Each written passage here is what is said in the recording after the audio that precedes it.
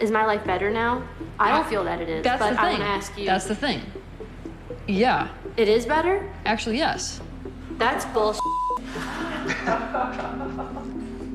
Would you like to see how the conversation actually went? Cults, hypnosis, trauma therapy, the accuracy of television. This week's video has everything. Let's go. What's going on, everyone? Welcome to the Behavioral Arts, and this week is going to be quite a little different than all my other videos. This is a person that I've had a lot of requests about throughout the months, and her name is Teal Swan. So a couple of months ago, there was a documentary that was released on Hulu and on YouTube and other platforms called The Deep End, and it was a deep dive into a woman named Teal Swan. Now, Teal Swan is a YouTuber with a pretty impressive following.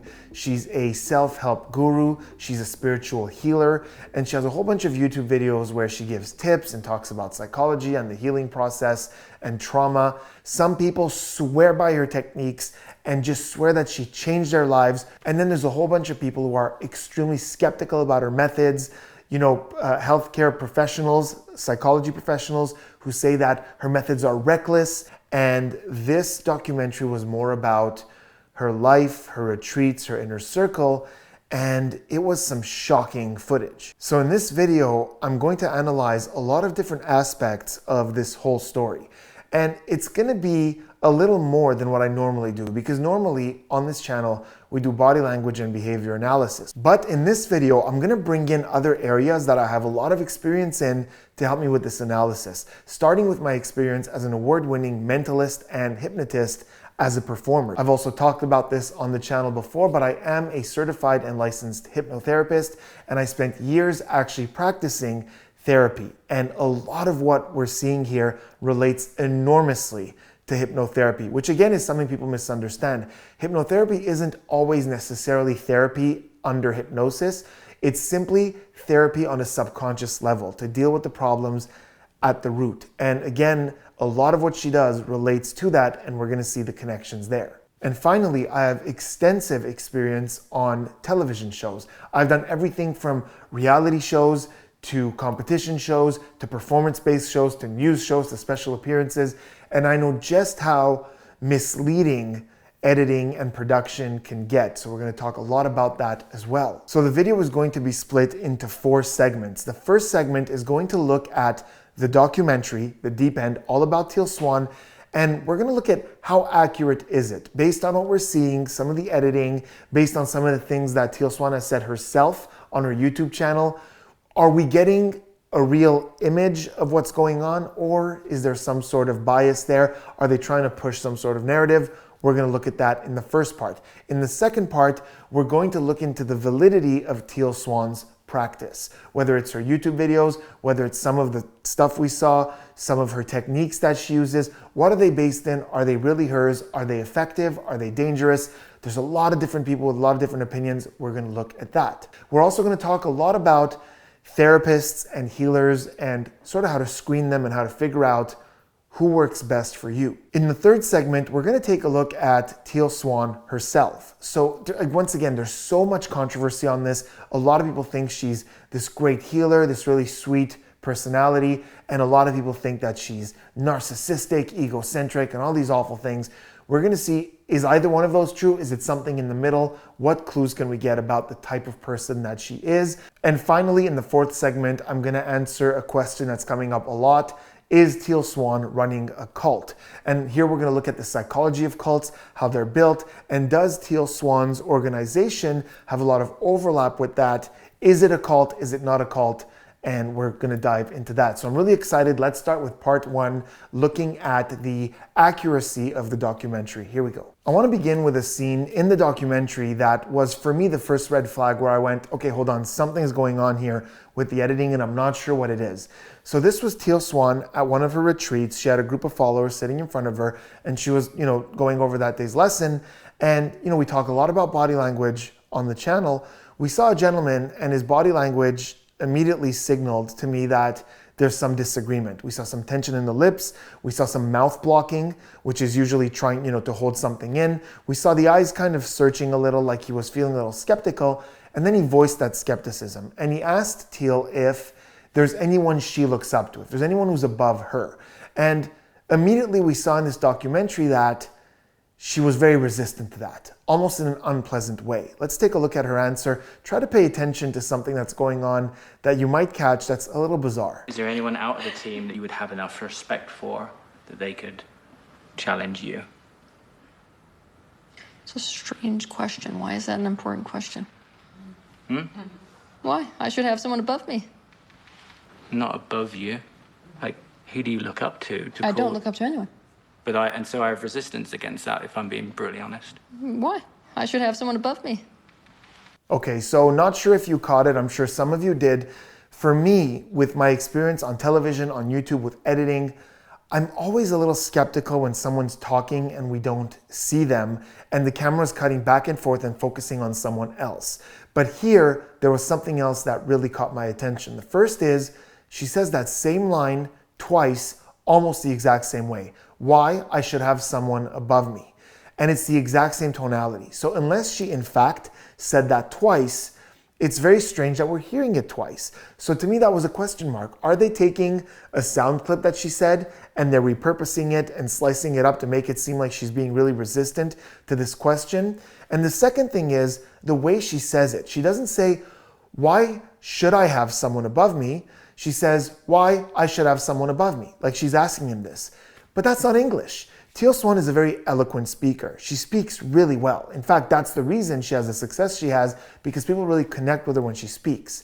If someone asks me, is there someone above me, and I want to say that statement, the answer would be, no, why should I have anyone above me? Why should I? She's not saying that. She's saying why I should. That usually comes at the end of a sentence, like blah, blah, blah. I don't know why you would say that. I don't know why I should have someone above me. But we're not seeing the first part of the statement there. It's just the end, because why I should comes at the end. So to me, looking at that, it was very bizarre. I was like, that doesn't feel like that conversation is real. So eventually my thought was confirmed by Teal Swan herself on her YouTube channel, and I will leave a link in the description. She did a video where she looked at several scenes in the documentary and said, you know, luckily my team was recording that day as well. Here's how it actually happened. And this conversation was one of those scenes. In the audio that she shared in that video, we don't really see the back and forth a lot, but we definitely do see that the guy's statement was a lot longer. He said a lot more things and they cut out these little bits to make it look like he's challenging her. That's not really the way it played out. So to me, that's a little irritating that it's being misrepresented as this like attack on her credibility, and then it looks like she's being super defensive when that's not in fact what happened. But it definitely wasn't as shocking as another conversation later in the docuseries where there was this woman at one of the retreats and she just seemed like she was calling Teal Swan out hard. And it almost seemed like they were having this argument, and it seemed like Teal Swan was very standoffish. Let's take a look at that. For what? Because my life did not get better. Everything got worse. I'm sure you already know that I attempted suicide in January. I don't know if you know that. And I can't do this anymore. Look, I know it sucks, but here's the thing. It's my intention that you feel better, right? I want you to feel better. I want you to walk out this door feeling better. But the reality is that most adults today, yourself included, are living an inauthentic life. Is my life better now? I don't feel that it is. That's but the thing. I want to ask you. That's the thing. Yeah. It is better? Actually, yes. That's bullshit. So that was really shocking for me the first time I saw it in the series, and we could see that it's this confrontation. It really seems like they're butting heads. But again, in that same video on her channel, she released the actual footage of that conversation, and it's nowhere near as tense as that feels. To me, that was a really big, shocking one. It really seems like she is listening more, she is giving more advice, it's a lengthier conversation. It's a very different vibe from what we saw in the series. Would you like to see how the conversation actually went? What is being a little bit more like her is what stood in between you and the life you want. That's being more like her? Yeah. Is that what men want? No, I'm not telling you to turn into her. Oh my god! Okay. Oh, sorry. That just sounds horrific. I could have so much fun with this. Another thing that Teal shared on her YouTube channel is videos that the crew of the Deep End sent her for her birthday. And I'm just going to show you one or two here, and there's quite a few more. Almost everyone on the crew sent her a really kind and nice birthday video, but I just want to look really quickly at the one from the director, John Casby. So this is a video he sent her on her birthday. Happy birthday, Teal. Hope you're having a great day. I speak for the whole film crew when I say we have so much appreciation and gratitude to you and everyone on your team for welcoming us into your lives and into your family.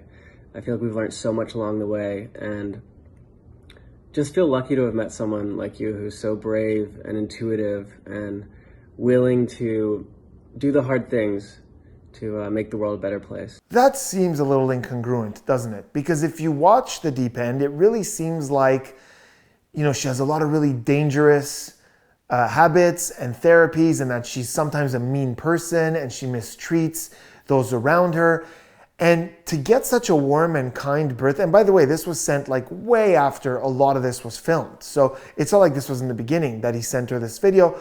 So there kind of seems to be an incongruence there. Like, if he was really so thankful and he thought all these nice things about her on behalf of the entire crew, why then does your video reflect this really dangerous person? So to me, this incongruence that doesn't sit right. So what does all that mean? Does it speak to her character? Does it speak to her personality, her practice? Does it speak to how effective her methods are? Absolutely not. I just want to make it very clear that not everything we see on television, even if it's in a documentary, reflects 100% of reality, and it doesn't even reflect the true feelings of the crew behind it. Sometimes there's an agenda, sometimes production wants to go a certain direction, sometimes they want to get a rise out of people. So we're seeing here that there were certain things that were edited to seem a certain way, and there were certain things that were done, and when you compare them to these messages that the crew are sending her, it's not really congruent with how kind they seem to think she is versus how kind they portrayed her as being on the docuseries. All right, now we're going to move on and take a look at her actual techniques and her therapy methods and look at what she's using. Is it based on anything? Is it truly her own work? And is it as dangerous as a lot of professionals seem to think it is? But before we do that, do me a huge favor, hit that subscribe button, turn those notifications on for more psychology content. So throughout the series, we get a lot of clues as to what methods Teal Swan is actually using to cure or work with her trauma patients. And there's a lot of hypnosis. Right off the bat, almost anyone who has any training in hypnosis or hypnotherapy can see that a lot of her language, the tonality, what looks like the meditation exercises, the things she says is very, very much hypnotic technique, hypnotic language, and comes from hypnotherapy. I want you to sense or feel this bubble separating you from the rest of the world.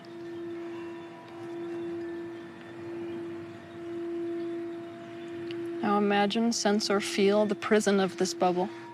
At some point, we could see them outside, and she's doing this, what I would describe as a trance or an induction, and people are relaxing, and we even see one woman who is experiencing REM, rapid eye movement. Now, this only happens in a certain depth of sleep. So when we're sleeping, our eyes move really, really rapidly, and you can even see it with the eyelids closed. It also does happen in deep trance, but we're definitely seeing REM, and that's not something that one can fake. Try it, you'll see. Try to record yourself getting that sort of really quick twitching. It can't be done on purpose. We also get a really great clue at some point that not just Teal Swan, but her surrounding go a little bit above and beyond hypnosis and actually study the psychology of persuasion, because her best friend of years, who was at the top of her organization for a very long time, at some point is packing some things away into a box, and we see him put Influence by Robert Cialdini, which is the #1 best-selling book ever on the psychology of persuasion.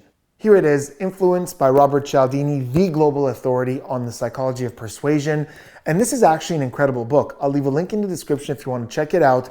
But it's got great stuff in there, whether you work in sales or you want to use this in your day-to-day life. It has some really great explanations as to how we can get people to make certain decisions. But I've always compared this and books like this to a scalpel, because a doctor can use a scalpel to save a life, but you can also use a scalpel to really damage someone. So I'm not suggesting in any way what the intended use was in this case, why Blake had this, what use they have for this, but at the very least, we're getting an indication that her inner circle is reading this book on persuasion, so they get the psychology of persuasion as well. Another really interesting moment that I caught was this. Now see one person in your life who you are attached to by one of these cords.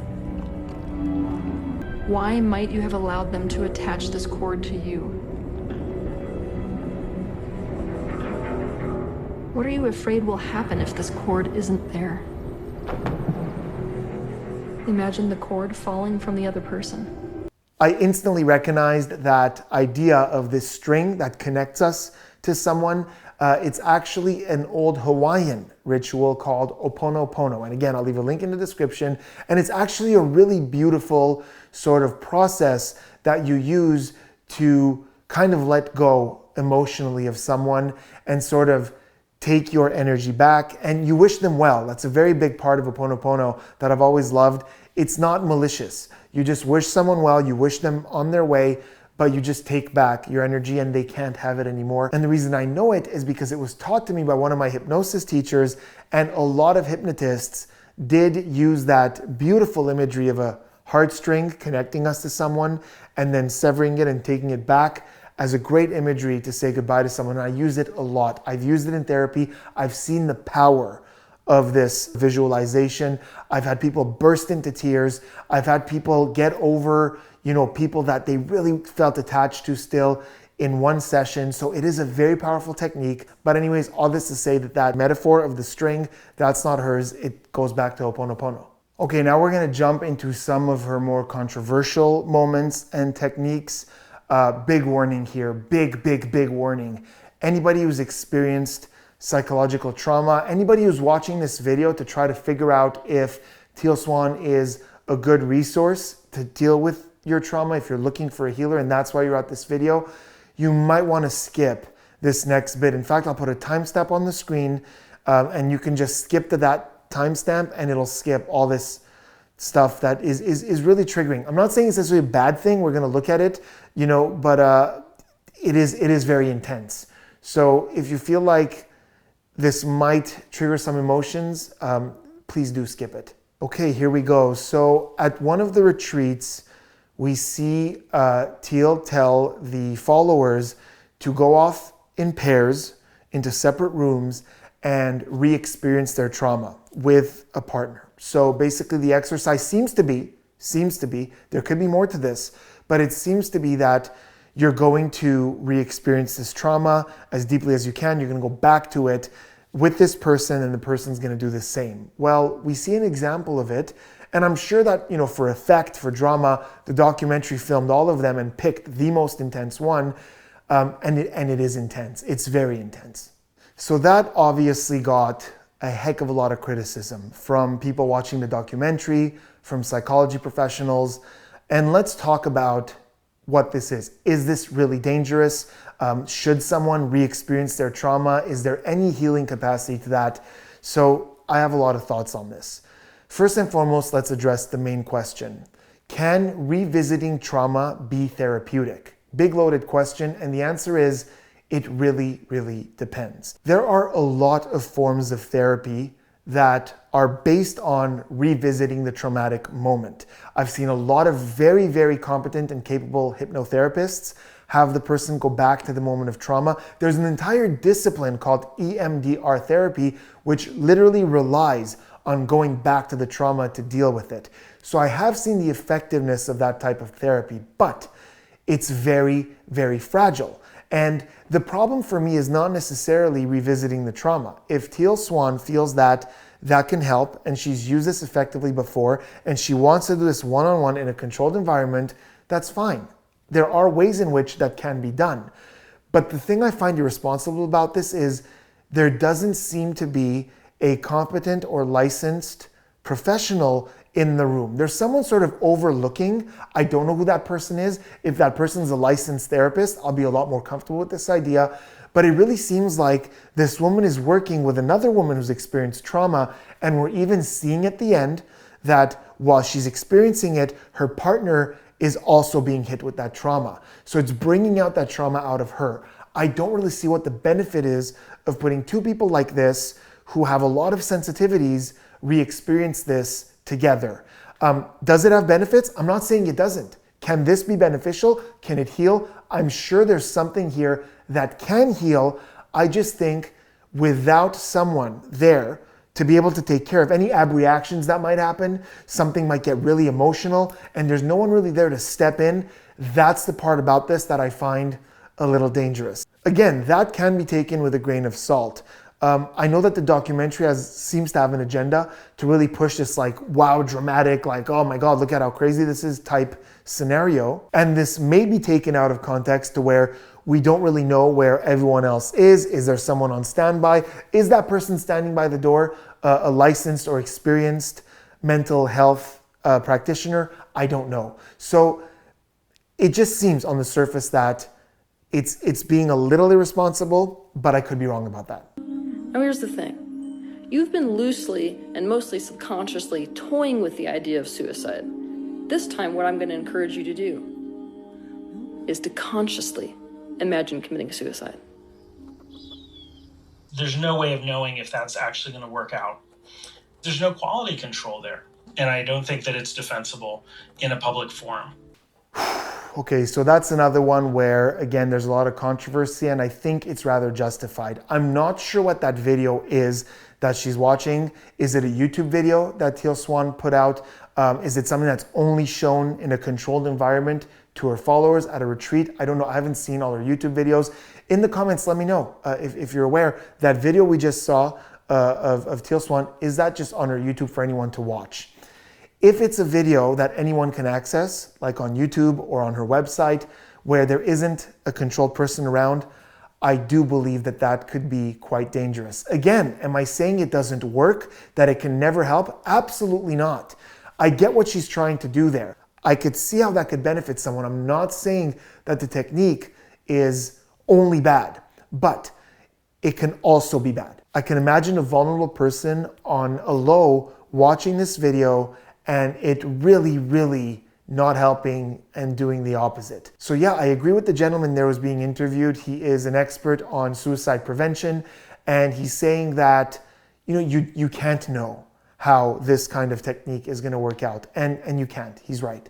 You know what the two examples we just saw, the re-experiencing the trauma and the thinking about suicide thing, remind me of? It's like, imagine if someone goes to a friend of theirs and says, I really need more money. I want to make more money, but I don't know what to do. And their friend says, oh, that's easy. Invest all your money in the stock market. I did it. It worked out for me. I 10x'd my money. So it's great. Go do that. So let's look at that. Yeah, it could be good advice for some people. You know, if they go, they look at it a little, they figure out what's going on, they make the right investment, it could totally work out. It could be the best decision you made in your life. But it can also not work out if you don't know what you're doing, or you're not, in the right space, or you don't do your research, or just out of pure luck. It could also be, a complete demise of their financial situation. That's the way I see this. I'm not judging the techniques and saying this will never work. That's absolutely not what I'm saying. I'm sure in some cases it will. But to me, it is a problem that in some cases it won't.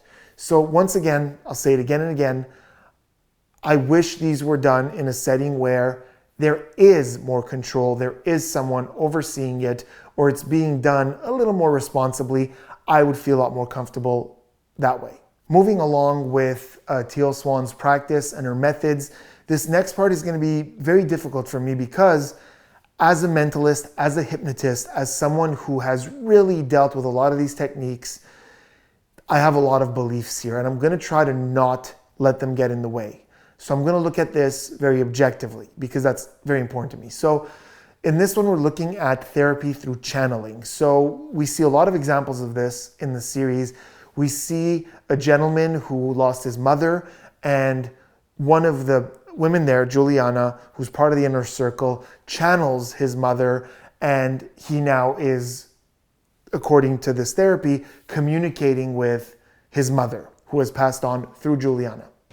I'm sorry for all the pain I caused. I know it's a lot. I forgive you, Mom. forgive you.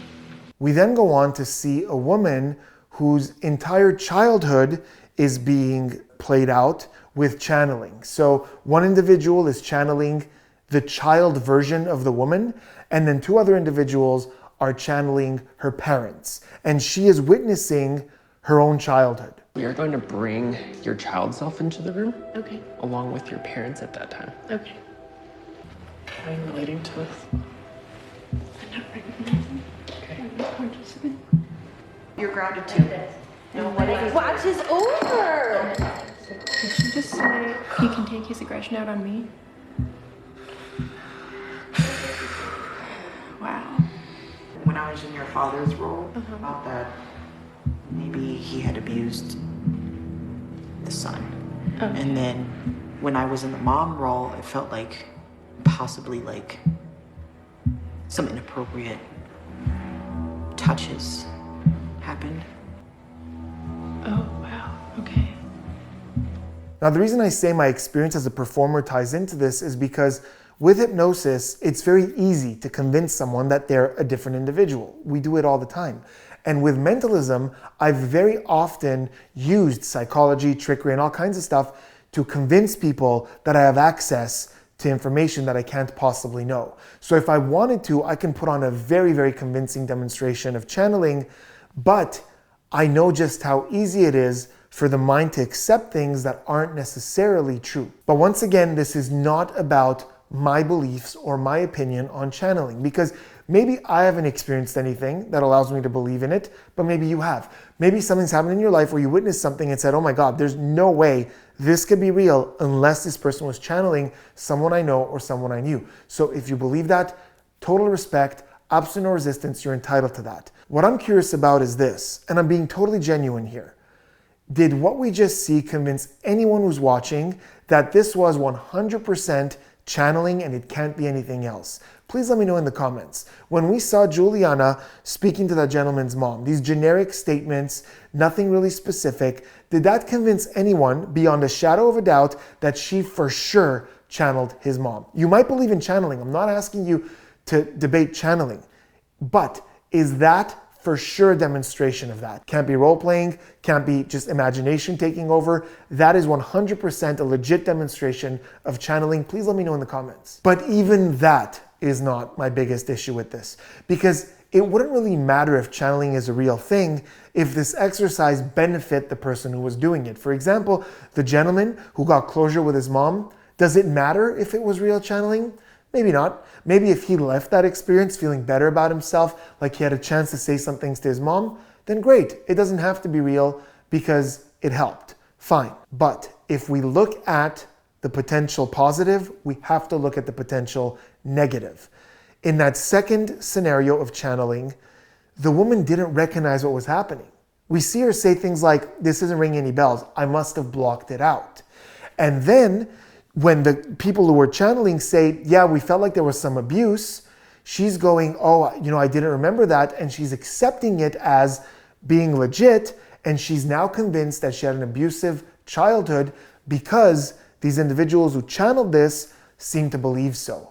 Well, now it kind of matters if it's real, because what if it's not? What if they're bringing their own bias, their own feeling, their own childhood into this experience? What if this isn't legitimately channeling? I don't see anyone there verifying to make sure somehow that this is a legit channeling demonstration. They're just kind of sort of doing it, and then the woman is like, oh my God, I guess I was abused as a child. And I'm sorry, I really hate that. Now again, if that's a misrepresentation and somehow it was edited in a way where that's not what happened, I'd welcome that. I would love to see that footage. But this isn't a case of like a broken conversation. She's legitimately saying things and seeing things. She's that emotion in her face to where she came out of that experience believing that there may have been abuse in her childhood. I'm not okay with that. In fact, in the documentary, we get a testimonial from an ex-member of the inner circle who says that he was convinced of things that may not have been true because he just believed these processes and these therapies, and he had blind faith in Teal. Take a look. Teal made me question like all of my childhood experiences and everything that I had gone through, and just made me like cut ties with family and think this and accuse my dad of sexual abuse, like awful stuff. Now again, am I saying that this gentleman's testimony means that Teal is evil and everything she does has to be thrown out? No. This gentleman obviously had a terrible experience. Obviously, he's going to speak very negatively, so I don't really take his opinion as the entirety of what I think of Teal Swan, but that's valuable what he's saying there, to where he had these ideas in his head of what happened in his childhood or with his father, because I could very much see that that channeling exercise can provoke this kind of circumstance.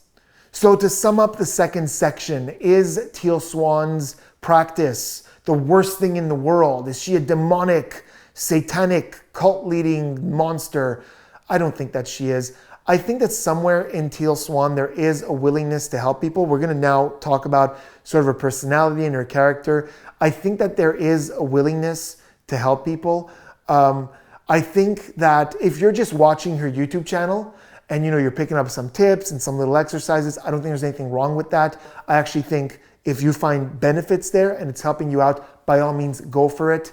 Some of these therapy practices, though, at the retreats in person are a little intense. So let's quickly talk about how do we screen a therapist? How do we know if a potential healer or guru is dangerous, whether it's for ourselves or we have a friend who's really getting into this kind of thing. So always remember, with any therapist, with any healer, you don't have to accept everything blindly. You are allowed to ask questions and do your research. So prepare a questionnaire, things you want to find out. How long have you been doing this? Have you dealt with a case like mine before? Can you walk me through the therapy we'll be doing?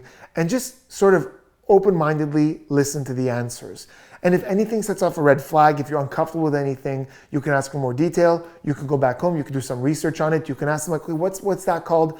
Go home, do a bit of research on it, see if it's beneficial, has it helped other people? If it's a guru, like someone like Teal Swan, and maybe you have a friend or you yourself want to go to one of their retreats or one of their events, look up testimonials. Look what other people had to say. Don't go in blindly. Try to see what the consensus is out there. And if ever you do go to one of these events and something happens, sometimes when we're in that group atmosphere, it's very easy to just sort of get sucked in and just go along with the group. In fact, in the book Influence, he talks about social proof. When a collective of people do something, it's easier for us to just go along with it. So if you're at these events and something's happening that you're not comfortable with, you don't really feel like it's right, you might want to see it before you do it. Don't ever be scared to just say, pause, I'm not comfortable with this, I'd like to see it first, or just sit it out, step out. Essentially this, don't ever do anything that you're not comfortable with. Okay, speaking about boundaries and limitations, now let's take a look at some clips that show us a little bit of who Teal Swan is. Now again, remember, it does seem like the docuseries has a certain agenda. And over the years that they filmed, remember that, this took a very long time to film, they're showing you the most dramatic and most intense bits. So I'm not sure it'd be very flattering if someone followed me around for years and showed my worst moments. So let's be mindful of that. Yes, the things she's saying allow us to get insight into her character and how she thinks, but also keep in mind we might be seeing moments of her at her worst. If somebody says this person's dangerous, and I'm in the business of healing, that's no different than profeting people die here on the outside of a hospital. It prevents people from coming through the door. I want the process I take people through around suicide to be something that's adopted in the mainstream psychology fields. I love that clip because to me, it pretty much sums up really effectively what I think of Teal Swan. Highly intelligent, highly perceptive, but also has tendencies for delusion and ideas of grandeur. So we're seeing here a very comprehensive sort of explanation as to how demonizing her has a much worse effect on her career given the industry that she's in. It's really eloquently expressed. And then we hear her say that she wants her work to be studied by mainstream psychologists. Now, I find that, listen, it's great to have big goals. Whatever industry you're in, please have big goals. I'm not discouraging that, but it is a little unrealistic of her, given that, psychologists really focus on the facts and they do studies, they do it a certain way, there's a certain discipline. She's got a little bit more freedom to the way she does things. She explores things with a little bit more, let's say, open-mindedness and kind of doesn't really restrict herself to scientific processes.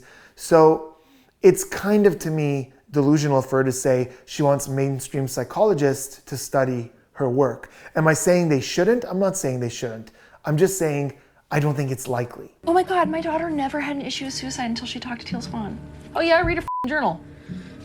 I'm so tired of families who are like, I don't know what happened. I'm like, you happened. Of course your daughter killed herself. Jesus Christ. If people don't start doing this kind of work on themselves, they're headed off a fucking cliff. That's the thing. Force them. Oh, fuck yeah.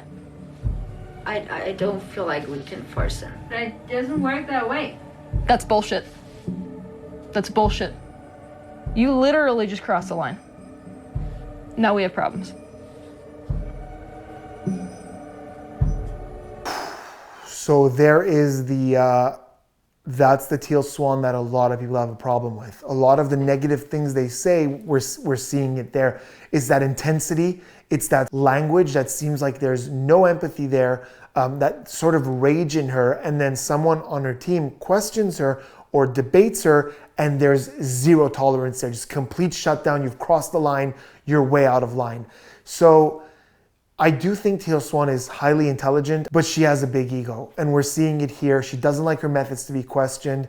I think she has a little bit of Messiah complex, and she's come to really trust her vision. And I've worked with a lot of people like that, whether it's therapists or performers who really trust their vision, trust the way they see things. I think within her inner circle, she doesn't like to be questioned. She wants a team that blindly trusts her, and the moment one of them questions it, you've crossed the line.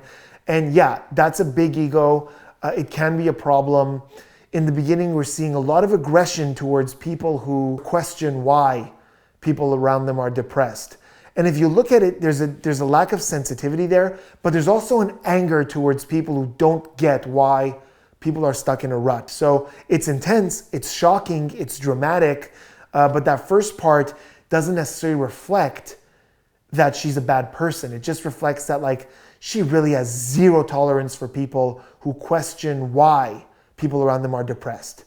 This is the part of Teal Swan that I could see being self-destructive, whether it's for her business, whether it's for herself. A lot of people look at Teal Swan and say, she's great, she helped me big time.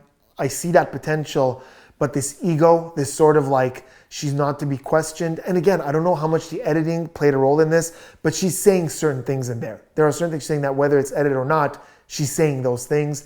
And I do see that as slightly self-destructive. What is it that I should have done to make Blake feel valued, or to make Blake value this more, or love me more? Like, what is it that I should have done? I know the most dangerous thing in the world is to think you're the good guy. So I'm awake at night, doubting myself, because that's what I teach other people to fucking do. Consider that maybe you're not the good guy. All right, again, in an attempt to balance things out, that one is a big +1 for Teal Swan. Again, a lot of people throw around the term narcissist about her. Let me tell you something.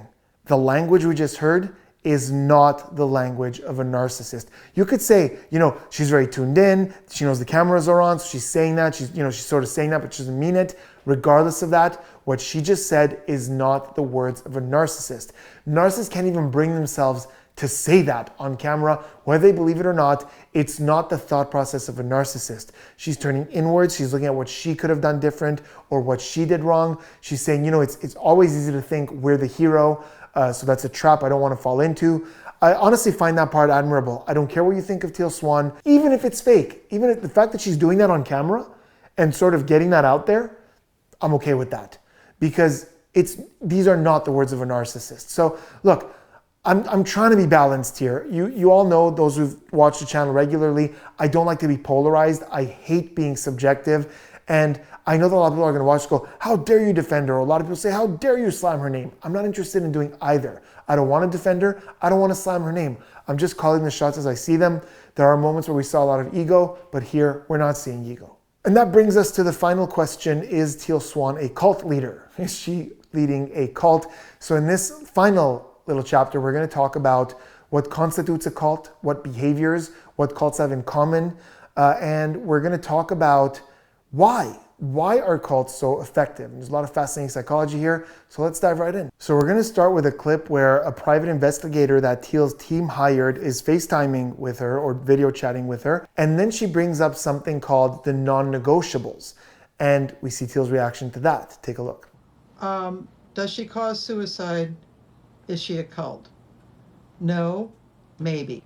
And I wanted you to hear that from me before I start writing this up, that your non-negotiable list kind of solidified that for me. So when the private investigator says that, maybe what you're running here is a cult, we see a lot of really great body language from Teal. She's taken aback. First, her head shoots back as her eyes open up and her eyebrows go up. She's typically quite unexpressive. Even when she talks about pretty intense things, she's not very expressive with her face. So this kind of shock is out of baseline for her, and it's surprise. One of the universal emotions, everyone experiences surprise the same way. One of the things that happen is our eyes open up as we try to take in as much information to try to figure out what's going on. So eyes open. Then we see that mouth shrug, which is typically consistent with disagreement or like, I don't know what to say. I think we're seeing surprise and disagreement. When the investigator mentions the non-negotiables, we instantly see Teal Swan look at her manager quickly with a disapproving look.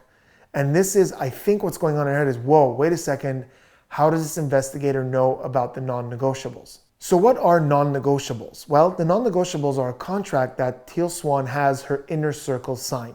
This isn't for her followers, it's not for people who attend her events, it's just for that close inner circle who lives with her and helps her run the business. So we're gonna go over right now what those non-negotiables are. But before we do, I want to share with you my list of 5 techniques that gaslighters and more importantly cults use to brainwash people. Almost any cult I've ever studied or looked at had these 5 things in place. So the first one is less contact with friends and family. So they isolate you. They do these retreats that are isolated. They encourage you to stay away from friends and family and not be in contact with them because this is more important, this family is more important than that family, this is where you belong. They isolate and create a sense of belonging here. Second, they use a lot of language to disconnect you from the person you were before. Like that person was invalid, that person wasn't aware of what's going on, that person lacked a lot of qualities, and either you're going to be or you are now a different version of yourself. Now there's nothing wrong with evolving, learning, growing, there's nothing wrong with that. But if you ask me about my former self, when I was 5 years old, I'm aware that that was a younger version of me. When the language starts to be my former self, a different self, they give you a new name, a nickname, or some sort of title, this is trying to completely separate you from your life up until this point, and it's very common in cults. Third, cults use a lot of higher purpose language. What we're doing here is of a higher purpose. And it could be spiritual, it could be religious. It has a lot of, it manifests in a lot of different ways, but whether it's the leader themselves or the group as a collective, there's a higher purpose that other people cannot understand. The fourth criteria is to discourage critical thinking. You are not allowed to question these processes. You are not allowed to do any of your own research. In fact, in a lot of cults, there's punishment involved with doubting, questioning, or second guessing. It's not allowed. And finally, the last and I think worst technique that a lot of cults use is the promise of shame or exclusion if any of the rules are broken or if somebody disobeys someone who's higher up in the hierarchy. So with that in mind, let's look at these non-negotiables and sort of keep in mind those 5 things and see how much overlap there is. You can't put your own family first. The Teal has to come first. If she wants you there, she gets you. You can't have personal boundaries that have in any way an effect on Teal. You will now be in the world of fame. This makes relationships very, very complicated and often painful. Anyone you introduce to the community could turn on Teal, blackmail her, rip the community apart. If you want to have a normal life, do not choose to be part of the inner circle. And it goes on. So there's quite a bit of overlap there. There's a lot of like, your life's not going to be normal. You can't be in touch with your family. The mission takes priority. quite a bit of sort of higher purpose language there as well. But I will give them one thing, which is a little bit of a distinction, is right at the end, she says, you know, if this isn't for you, then just, you shouldn't be part of this. Like, if all that doesn't sound like you can do that, then just don't be part of this. Usually with cults, maybe they'll have that right in the beginning, like in that first sort of recruiting phase, they might have that sort of like, if this doesn't sound good, you know, please don't come. But the moment it begins, there's none of that anymore. In fact, they do a lot to keep members in place. It doesn't seem like that's what we're getting here. So it seems like a really strict contract, a lot of strict expectancies, something that, you know, I find intense. I would never sign something like that. It seems like, you know, there's no life there. But at the end it goes, if that doesn't sound good, don't do this. So again, I feel like this is more consistent with someone with a giant ego and a very strict mission who applies these rules to herself. She's not really in touch with family. She doesn't have a social life. She's really devoted to the mission, and she wants people in her surrounding to do the same. Here's the other thing, important to note, remember this, there's no recruitment process. She's not looking for each of her followers to go find 20 more. She's not looking to grow. She's very protective of her inner circle. I think that needs to be taken into account. So is this a cult? I leave that entirely up to you. Some people can look at this and go, well, yeah, that's, you know, she wants total control. She wants to isolate them. That's a cult. Some might look at it and go, no, you know, it's kind of intense, but it's just the standard she has for her followers. Let me know in the comments. I don't think there's a straight answer to whether or not this is a cult. I think that's why the private investigator said maybe. I don't know. Let me know in the comments. Is this a cult? Now, before we go, let me throw this at you with the permission of the person who taught it to me. Because a lot of you might be looking at this and looking at the retreats and saying, you know, why do people just go along with this? You know, like if we look at the channeling exercise, why are they just buying this? Or, you know, why do some of these people get so sucked into this dynamic? And a very good friend of mine who you all know because he's been on the channel numerous times, and he is also on one of the most successful YouTube channels in the psychology space, Chase Hughes from the Behavior Panel, has done some of the best work in the world on the psychology of persuasion. And he has something that I love called the Fate model. And it explains 100% why at these retreats or in these gatherings, people just seem to go along with it. And they just seem to be in this sort of daze where they accept everything the guru is saying. And Fate totally explains that. So Fate stands for focus, authority, tribe, and emotion. And when these four things are controlled, then you can pretty much get someone to do anything. And at these retreats, that's exactly what the case is. You have their focus, because this is set up in such a way that the stage or in the more intimate sort of settings, Teal Swan is right in the middle of that focus, and she's very good at commanding focus. Second is authority. Obviously, if you're there, you know of Teal Swan, you know of her success on YouTube, you know of her retreats, the influence she has, so the authority is a given. Third is tribe. You're there and you're surrounded by like-minded people. There's a tribe thinking. So when everybody behaves a certain way, science shows us it's all in here. We just go along with that tribal thinking. And finally, emotions, which is probably the thing Teal Swan is the best at, getting people into an emotional state through personal anecdotes, through stories that are told by members of the audience. So she is controlling all four of those things: focus, authority, tribe, and emotion. So after all this, looking at her character, looking at her practice, looking at the way she treats her inner circle, is Teal Swan a savior or a psycho? Like all other things, I think it's somewhere in the middle. And most importantly, I believe she is, to you, exactly what you need her to be. So if you resonate with her lessons, you watch her YouTube, and you see her talk about things that resonate with you and they help you heal, all power to you. I'm not going to tell you to stop watching her. I have no reason to say that. If on the other hand, you're looking at this going, that's dangerous, I would never do that, that doesn't resonate with me, nobody's asking you to watch her content. The only thing I will caution is this: it seems from some of the footage that some of her practices are irresponsible. Now, she said on her YouTube video that she has very qualified practitioners there overseeing some of these activities. If that's the case, no problem. But it does seem like pushing people into trauma, surrounded by other people who are unqualified to handle this, who are also experiencing trauma, that's irresponsible. I'm personally not a big fan. I don't encourage that kind of thing, but I will not go as far as saying she's a complete monster, because I'm sure that in certain cases that has helped people. In terms of her character, yes, she's strongly egocentric. We can see that. She has blind faith in her system. She doesn't like to be questioned. When she gets questioned, she gets really aggressive, really quick. And I do believe that these are things that, you know, for someone who helps other people get better, I think it is something she should work on. I think she'll be better off for it. I don't wish her or any of her followers any harm whatsoever. I hope they all find what they're looking for.